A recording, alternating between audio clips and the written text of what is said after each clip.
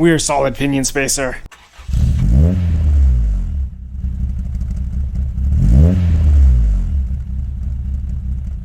Alright, so we're doing a customer diff refresh.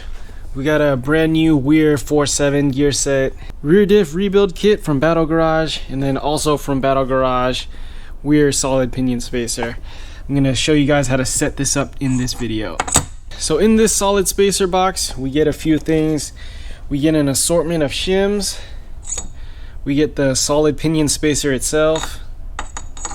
And then we get an instruction sheet. I've done a lot of these solid pinion spacer installs already, and something curious, there's like 2 generations of these select fit shims, and you basically stack these up together in addition to the solid pinion spacer to get your correct pinion preload. One generation is a smaller diameter than the other one. If you get the smaller ones, they go on top like that, and then the other pinion bearing goes like that.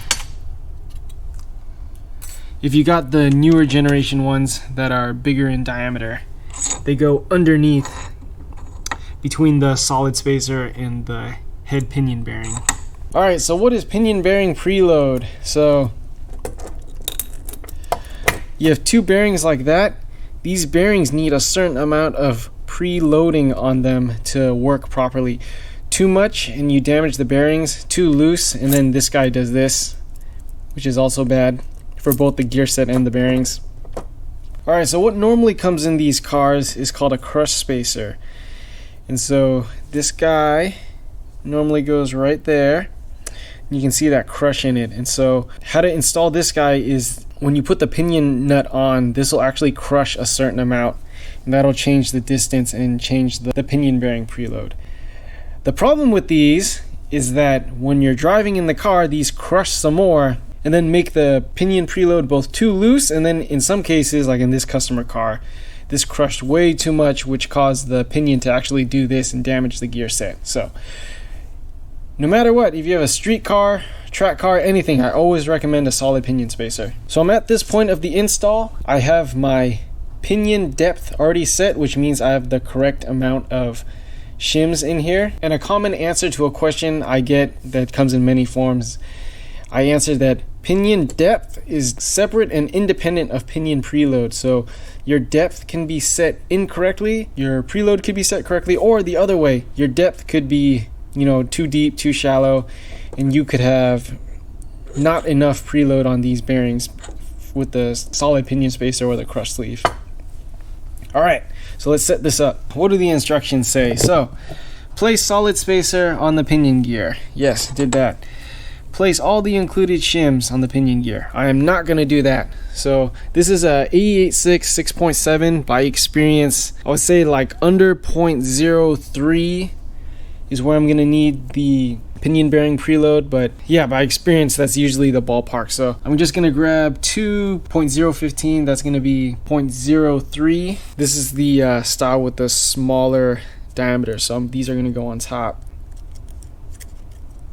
Okay, so one thing I forgot about these shims that were the smaller diameter, it's a tight squeeze over the ID of this guy. So one thing that made it easier, I put the shims on and then I use something, you can use a socket, and it'll just help you press these down evenly. I'm gonna assemble this guy in the housing and then we'll grab our dial indicator and come back. Alright, solid pinion spacer setup is a really tedious job because in short, this pinion is gonna have to come in and out a whole bunch of times. Here's my press setup. So you're pressing the pinion both into that lower bearing plus this flange at the same time. While you're pressing, you always wanna move this. If it gets stuck, something's wrong and you wanna back off. So anytime you press something like this, you always wanna move it and see how it moves freely, so we know we're good. And then for sure, I can tell this is not enough preload because I can pull up the housing so I know the bearings aren't even preloaded. We'll get our dial indicator and check this out. Same thing when we take this back apart, I'm gonna flip this over and press the pinion shaft out. You never wanna gun this on or go hammer time on this because you'll damage the threads on the pinion gear down there. Hammering this flange on, you can actually warp this flange and destroy this guy as well. So Hydraulic press is the answer. Hydraulic press is the answer. So I got my spacer, my nut. You don't want to use the new nut yet. I keep a bunch of these spares to use as throwaways every time I do one of these, so you're not like damaging that new nut every time. So this guy goes on. Get your NECs.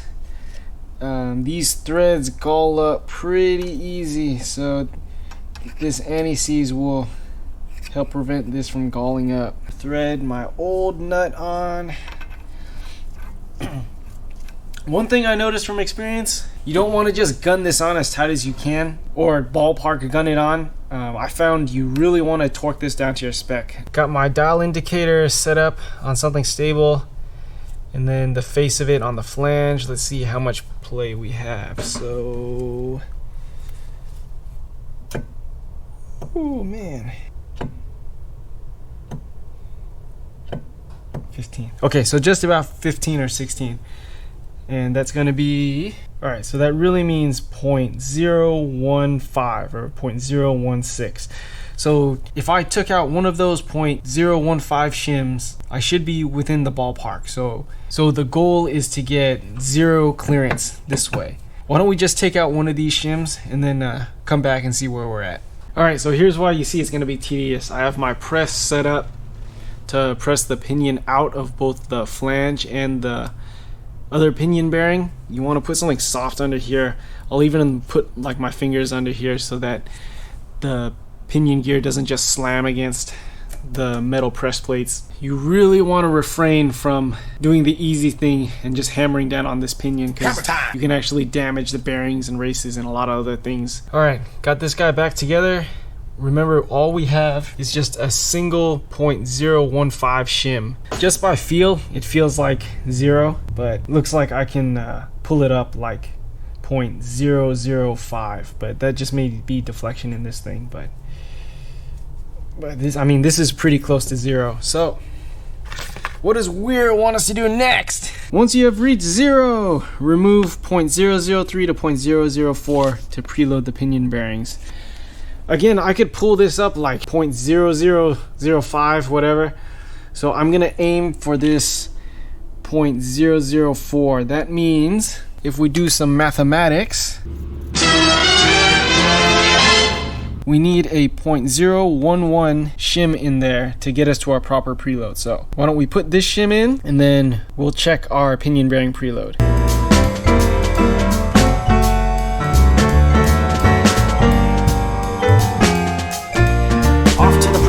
Style for 50 seconds.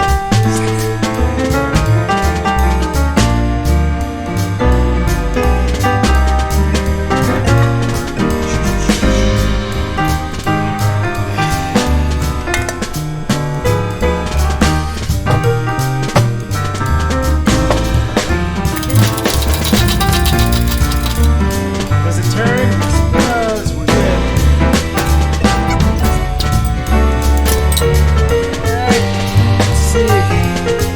Okay, so after a little bit of trial and error, this is a 0.007. You can know you're close because you can feel a little bit of resistance. And you know the bearings have some preload. So again, 90 foot-pounds. This is the final torque that I want. Alright, so pinion preload. To measure this, you absolutely need either a dial type or a beam type torque wrench. The click type is absolutely not going to work. If you don't have one of these two, you're not doing this job. Beam type, there's a scale that will move. So while you turn the pinion, this thing will deflect and give you a reading how many inch-pounds.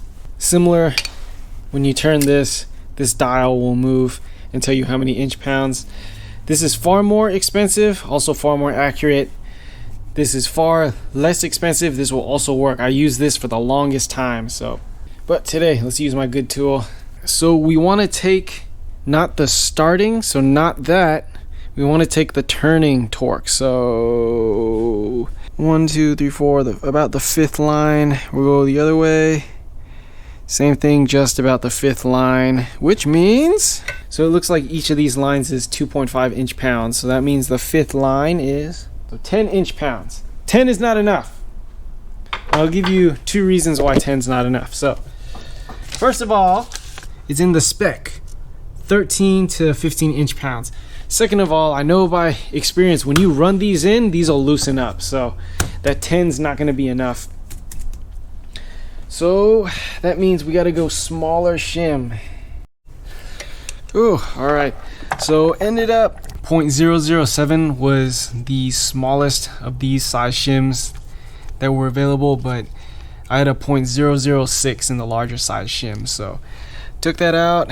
There's a 0.006. I get just about 15 inch-pounds of turning torque on this guy. It's important to turn these guys a little bit so the bearing gets seated in there, so you're not getting like erroneous readings. This number should actually go down a little bit too once we lubricate both of the pinion bearings. So when I first installed this, I was getting just around 17 to 20 inch-pounds, but just moving this a little bit down between 15 and 17, and that number's only gonna go a little bit lower. So I'm going to call this good 15 to 17 inch-pounds, although our spec is 13 to 15. Sometimes it's really tough to find the right combination of shims. I know guys who do this professionally will actually machine the solid spacer itself to the correct tolerance and not even run any of these shims. So here our pinion preload's good to go. We can actually do final assembly, lubricate the bearings, put in the splash shield, put in the pinion seal, and then finish with the rest of our diff assembly. This was a how-to on the Weir Solid pinion spacer. I will leave a link in the description below to all the products you saw in this video. And you can get all of this stuff from Battle Garage RS. Thanks for watching, you guys.